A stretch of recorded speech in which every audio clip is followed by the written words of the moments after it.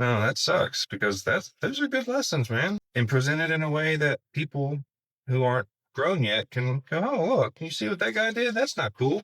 That just triggered something for me. I'm Uh-oh. sorry. I didn't mean to point at you. Here we That was go. aggressive. No.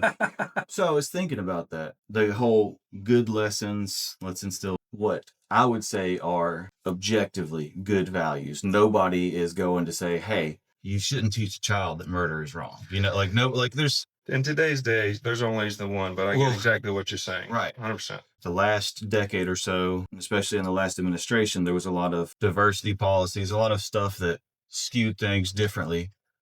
And what I saw was, okay, let's say you want to give an American child a more culturally robust experience. So we're going to make sure they see this transgender stuff or slightly sexual stuff and all this, but we're going to take out these classic African folktales and stuff. Like when I was a kid, we learned about Rikki, Tikki, Tavi. We learned these different African folktales that had good morals and taught a lesson. And it seems like all the content no longer teaches lessons. It just teaches you how you're supposed to behave in this new culture and not how you're supposed to morally be, but just, you get what I'm saying? How to fall into this is the thing you should be thinking about. This is the thing that's important. 100%. I agree. And they've taken it away from the values that, like I said, are completely objectively good. Very few people would have issues with, and they are now only focusing on pushing values that obviously people have issue with because they're controversial. Well, I think that, in my personal opinion, that has to do with them attacking the nuclear family. It's been villainized for quite some time now. I mean, I think that's its own thing. If you want to have...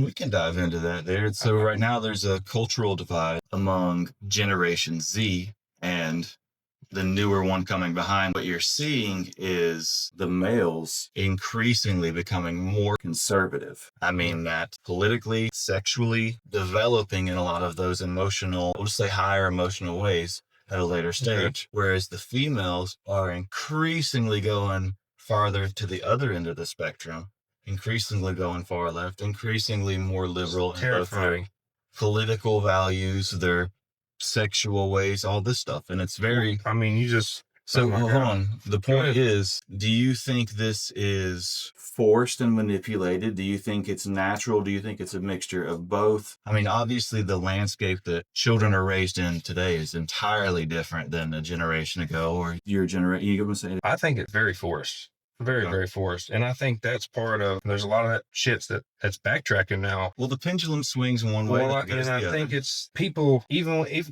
it's hard not to use your logic and your reason, even if you are just a full blown sheeple